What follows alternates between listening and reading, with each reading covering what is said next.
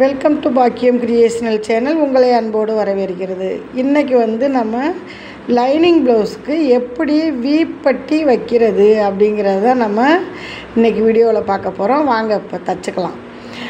ஒரு 3 இன்ச்சில் நான் ஒரு மெயின் கிளாத் எடுத்துக்கிட்டேன். அதிலேயே நான் லைனிங் கொடுத்தும் தச்சு வச்சுக்கிட்டேன். பட்டி கனமாக நல்லா உறுதியாக இருக்கணும் அப்படிங்கிறதுக்காக தச்சுக்கிட்டேன்.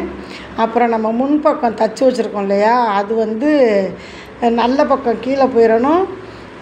பிசுறுகள், அதாவது இந்த பட்டி தைச்சிருக்கிறது தையல்லாம் தெரியுது பார்த்திங்களா, அது மாதிரி கெட்ட பக்கம் நம்மளை பார்த்துருக்கணும்.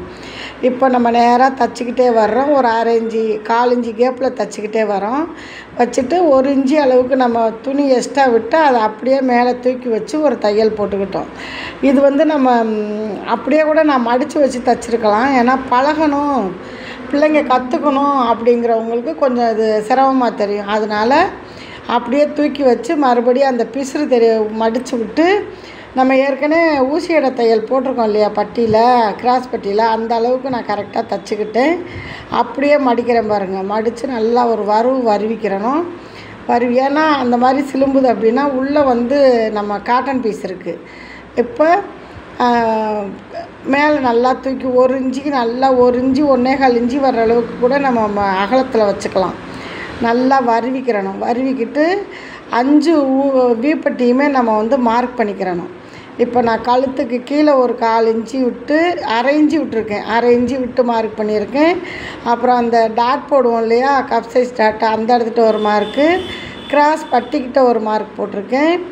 அப்புறம் பட்டிக்கு கீழே சென்டரில் ஒரு மார்க்கு, அப்புறம் கீழே ஒரு மார்க் போட்டேன். மொத்தம் 5 வீக்கும் நம்ம அடையாளம் போட்டுக்கிட்டோம். இப்போ மேலேருந்து நம்ம தச்சுக்கிட்டு வரும்போது நல்லா அந்த கார்னர்லேயே தச்சுக்கிட்டு வரும்போது ஊசியை இறக்கி விட்டு திருப்பணும். ஒவ்வொரு வீக்கும் நம்ம நம்பரை கிட்ட வச்சுக்கிட்டு தான் தைக்கணும். ஏன்னா வீப்பட்டி மட்டும் நம்ம நம்பர் கிட்ட வச்சு தான் தைக்கணும். ஒவ்வொரு வீக்கும் மிதியை தூக்கி விடணும். தூக்கி விட்டு ஒவ்வொரு வரும்போதும் ஊசியை இறக்கி விட்டு திருப்பணும். நான் இறக்கியிருக்கேன் பாருங்கள், திருப்பணும். அதே மாதிரி இலையாடணும். டாக்கா அடிக்கிறதுன்னு சொல்லுவாங்க இல்லையா, அது மாதிரி இலையாடணும்.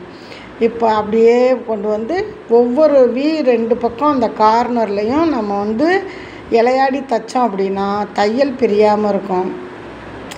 ஏன்னா நம்மளுக்கு சொல்லி கொடுக்குறப்பையும் நான் கவனமாக சொல்லி கொடுப்பேன். அதே மாதிரி நம்ம ஆர்டர் வேலை ஜாக்கெட் தைக்கிறோம் இல்லையா, அதையும் கஸ்டமர் நம்மக்கிட்ட ஏன் அடிக்கடி ப்ளவுஸ் கொடுக்குறாங்க அப்படின்னா, நம்மளுடைய டிச்சிங் கரெக்டாக இருக்கான்னு பார்ப்பாங்க. 2வது அளவுகள் கரெக்டாக இருக்கான்னு பார்ப்பாங்க.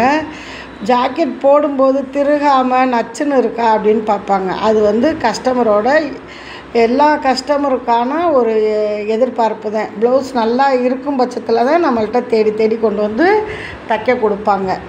நம்ம இப்போ தச்சுட்டோம் பாருங்கள். 4 வீ தச்சுருக்கோம்.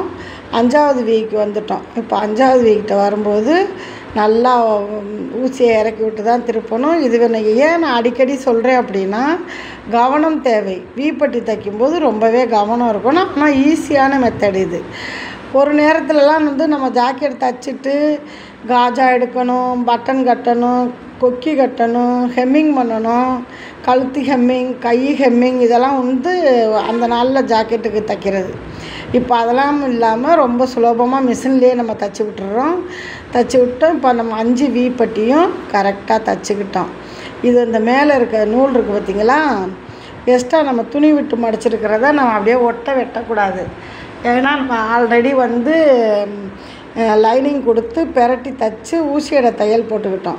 அதனால் ஒரு இன்ச்சி அளவுக்கு துணியை விட்டுட்டு நம்ம மிச்சத்தை கட் பண்ணி எடுத்துட்டு அப்படியே மடித்து ஒரு தையலை கொடுத்துட வேண்டியது.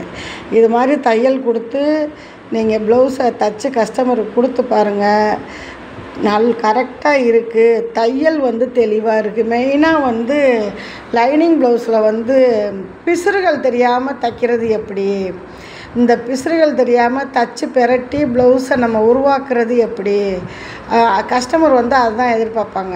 உறிஞ்சிக்கிட்டு வந்துச்சுன்னு வச்சுக்கோங்களேன், துணி நூலாக வந்துச்சுன்னா அவங்க என்ன இது இந்த அக்காட்ட கொடுத்துருக்கோம், இப்படி தைச்சி கொடுத்துருக்காங்களே அப்படின்னு நினப்பாங்க. 2வது கிராமத்துலலாம் நிறையா எங்கள் வீட்டுக்காரவங்க வெளியில் லைனுக்கு வியாபாரத்துக்கு போகும்போது 10 ஜாக்கெட்டு 8 ஜாக்கெட்டு இது மாதிரி தான் கொடுத்து அனுப்புவாங்க. அவங்க மொத்தமாக கொடுக்கும்போது நான் கூலியும் கொஞ்சம் கம்மியாகவே வாங்கிக்கிடுவேன். அப்போ அந்த அங்கே உள்ள இப்போ நம்ம தைச்சிட்டோம் பாருங்கள், தைச்சிட்டு கப் சைஸ் கரெக்டாக நம்மளுக்கு இருக்குது. ப்ளவுஸும் நம்ம முன்பக்கம் 5 வீப்பட்டியும் வச்சு நம்ம தைச்சிட்டோம். எவ்வளோ சூப்பராக நம்மளுக்கு ரெடி ஆகிருக்கு பாருங்கள். நம்மளுக்கு வீப்பட்டி 5 வீப்பட்டியும் தைச்சிட்டோம். கிராஸ் பட்டி வச்சாச்சு, கப் சைஸ் டாட் போட்டாச்சு. கழுத்து வந்து டிசைன் வேணுன்னா நம்ம அந்த பேக்கில் வந்து நம்ம சம்சா மாடல் வச்சுருக்கோம். தேவைப்பட்டால் நம்ம வச்சுக்கலாம். எனக்கு வந்து தேவையில்லைன்னு நினைக்கிறேன், அதனால் வைக்கலை. எங்கள் பாப்பாலாம் வந்தோடனே கேட்டுட்டு, ஏன்னா என்னம்மா இப்படி வச்சு போட்டிருக்கீங்க அப்படின்னு சொல்லுவாங்க இல்லையா, அதுக்காக கேட்டுக்கிட்டு வச்சுக்கலாம். இப்போ நம்ம வந்து வீப்பட்டி 5ம் தைச்சிட்டோம்.